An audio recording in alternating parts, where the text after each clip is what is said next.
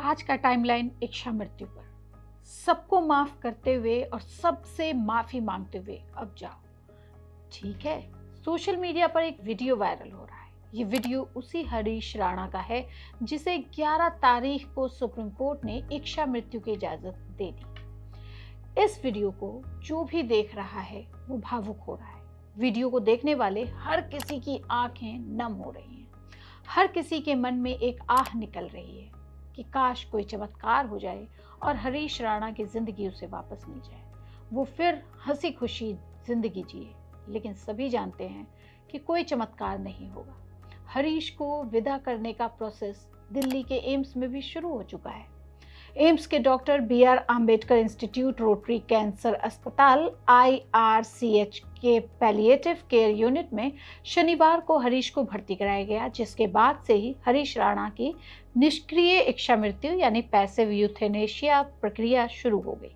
AIIMS ने अभी तक हरीश की स्थिति पर कोई आधिकारिक बयान जारी नहीं किया है। अस्पताल के विशेषज्ञ डॉक्टरों की टीम उनकी स्थिति की निगरानी करते हुए चरणबद्ध तरीके से जीवन रक्षक उपकरणों को हटाने की प्रक्रिया को आगे बढ़ा रही है। सुप्रीम कोर्ट के 2 जजों जस्टिस JB पारदीवाला और जस्टिस KV विश्वनाथन ने भावुक होने के बाद भी बेहद तार्किक और संवेदनशील तरीके से करीब 13 साल से कोमा में रह रहे हरीश राणा की इच्छा मृत्यु की मंजूरी दी।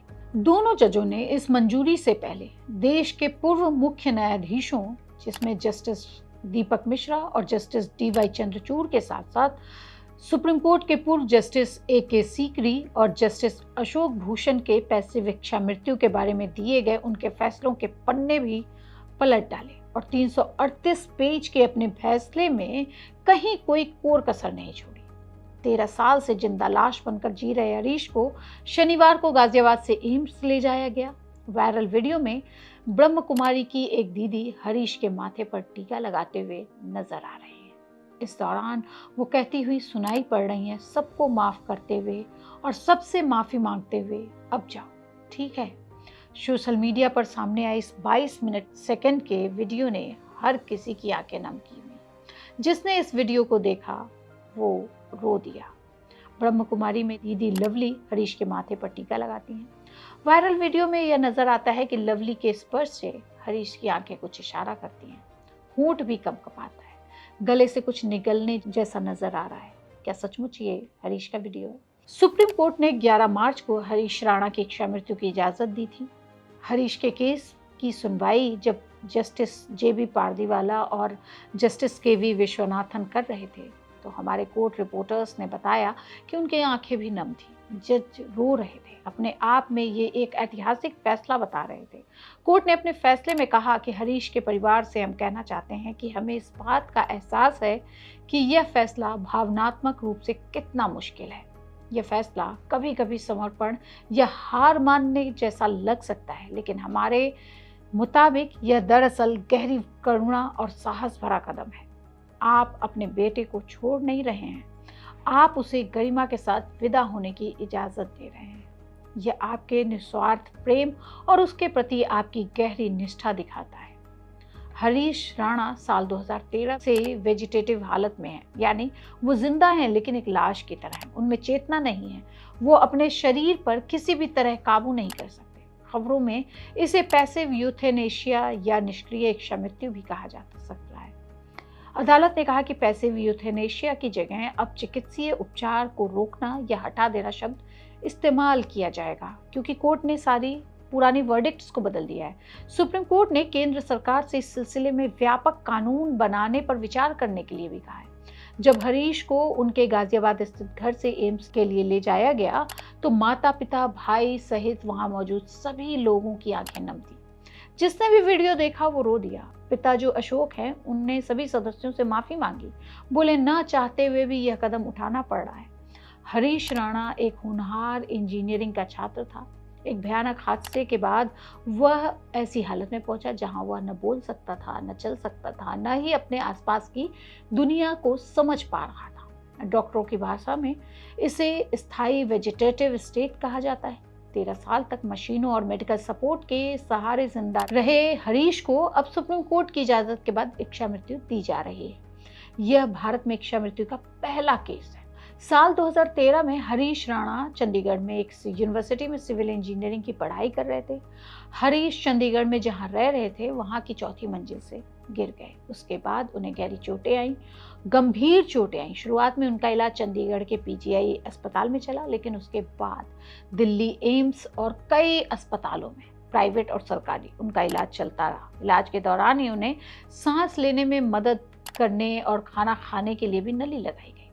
हरीश के पिता अशोक ने एक न्यूज़ चैनल को बताया था कि डॉक्टर ने हमें कहा कि इसके दिमाग की नसें पूरी तरह से सूख गई हैं, जहां तक कि उन्होंने यह भी कहा कि सीटी स्कैन भी करवाने की अब ज़रूरत नहीं रही। हम कई जगह ले गए लेकिन कुछ नहीं हुआ।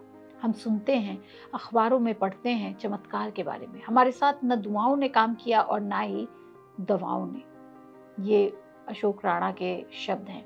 बेटे के इलाज के लिए उन्हें दिल्ली के द्वारका का अपना मकान भी बेचना पड़ा था। इच्छा मृत्यु को लेकर भारत में कई बार कोर्ट तक मामला पहुंचा था, लेकिन सबसे व्यापक और बातचीत साल 2018 में कॉमन कॉज बनाम भारत सरकार के केस में सुप्रीम कोर्ट ने किसी मरीज के चिकित्सीय इलाज रोकने के लिए कुछ दिशा निर्देश दिए थे। बोलचाल में इन्हें कॉमन कॉज गाइडलाइन कहते हैं। यहाँ से पूरा ये गाइडलाइन मैं आपको बता रही हूँ कि क्या क्या चीज़ें होती चली गई और क्या होगा। गाइडलाइन के हिसाब से किसी भी मरीज का इलाज रोकने का फैसला लेने के लिए अस्पताल में प्राइमरी मेडिकल बोर्ड और सेकेंडरी बोर्ड गठित किए जाएंगे। इस बोर्ड में शामिल डॉक्टर और विशेषज्ञ मरीज की हालत के बारे में अपनी रिपोर्ट देंगे। साल 1996 में ज्ञान कौर बनाम पंजाब सरकार केस में सुप्रीम कोर्ट ने कहा था कि संविधान के अनुच्छेद 21 के तहत गरिमा के साथ जीने का अधिकार है, लेकिन मरने का अधिकार इसमें शामिल नहीं है। साल 2011 में सुप्रीम कोर्ट ने मुंबई के चर्चित अरुणा शानबान मामले में इलाज बंद करने के लिए दिशा निर्देश दे दिए थे, जारी कर दिए थे। पैसिव यूथेनेशिया को पहली बार सैद्धांतिक रूप से मंजूरी दे दी गई थी। तब शानबान की देखभाल कर रही नर्सों के विरोध की वजह से इसकी रजामंदी नहीं दी गई थी। अरुणा शानबान की मौत साल 2015 में निमोनिया की वजह से हुई और वो प्राकृतिक ही मौत थी। यौन हिंसा और जानलेवा हमले के बाद अरुणा शानबान 42 साल तक बिस्तर पर वेजिटेटिव हालत में थी। साल 2005 में कॉमन कॉज नाम की संस्था ने सुप्रीम कोर्ट में एक याचिका दायर की थी। इस याचिका में अनुच्छेद 21 के तहत गरिमा के साथ मरने के अधिकार की मौलिक अधिकार की बात की गई थी और मान्यता देने की बात की गई थी और मांग की गई थी। साथ ही कोर्ट से यह भी कहा था कि गंभीर रूप से बीमार या इलाज से भी जिनके बचने की उम्मीद न हो, ऐसे मरीजों को लिविंग विल बनाने की इजाजत दी जाए, ताकि वे पहले से तय कर सकें कि ऐसी हालत में उनका इलाज कैसे किया जाएगा। लिविंग विल एक तरह से इलाज की वसीयत है। इसके तहत कोई बीमार शख्स अपनी जिंदगी के देखभाल से जुड़ी इच्छाएं दर्ज कर सकता है। यह खासकर तब काम आता है जब कोई शख्स खुद फैसला लेने की हालत में ना हो। यही मामला आगे चलकर साल 2018 में कॉमन कॉज बनाम भारत सरकार के ऐतिहासिक फैसले तक पहुंचा। इस फैसले में सुप्रीम कोर्ट ने सख्त शर्तों के साथ लिविंग विल और पैसिव यूथेनेशिया यानी निष्क्रिय इच्छा मृत्यु की इजाजत दी। कॉमन कॉज एक मशहूर संस्था है। यह सरकारी पारदर्शिता और आम आदमी के मौलिक अधिकारों के लिए काम करती है और कानूनी लड़ाई लड़ती है। एक अंग्रेजी अखबार ने एक रिपोर्ट में लिखा कि कॉमन कॉज बनाम भारत सरकार के केस में साल 2018 में सुप्रीम कोर्ट की संवैधानिक पीठ ने बड़े जजमेंट दिए थे और रास्ता साफ कर दिया था। हालांकि यूथेनेशिया या सक्रिय इच्छा मृत्यु भारत में अभी भी गैर कानूनी ही है। ये तो स्पेशल केस है हरीश राणा का। वकील रश्मि नंद कुमार ने बताया कि पहले गाइडलाइन बिना किसी असल जिंदगी के केस के मद्देनजर बनाई गई थी। यह पहली बार है कि जब इन गाइडलाइंस को व्यवहारिक तौर पर एक असल केस के में इस्तेमाल किया जा रहा है। अदालत ने एक्टिव और पैसिव यूथेनेशिया में भी फर्क साफ कर दिया है। अंग्रेजी अखबार ने और भी रिपोर्ट्स दी हैं जिसमें कि कहा है कि पैसिव यूथेनेशिया आमतौर पर तब होता है जब कोई मरीज लाइलाज हालत में हो या उसके ठीक होने की कोई उम्मीद न बची हो। ऐसी सूरत में उसे जिंदा रखने वाले इलाज या लाइफ सपोर्ट जीवन रक्षक तरीकों को रोक दिया जाए या हटा दिया जाए। इस तरह से ये आगे बढ़ता चला जाता है। इसके विपरीत एक्टिव यूथेनेशिया में जानबूझकर ऐसा कदम उठाया जाता है जिससे मरीज की मौत हो जाए, जैसे कि जानलेवा इंजेक्शन देना। एक अंग्रेजी अखबार ने यह भी लिखा कि अपने फैसले में सुप्रीम कोर्ट ने यह भी कहा कि पैसिव यूथेनेशिया एक पुराना और काफी भ्रमित करने वाला शब्द है, इसको बदले जाने की जरूरत है।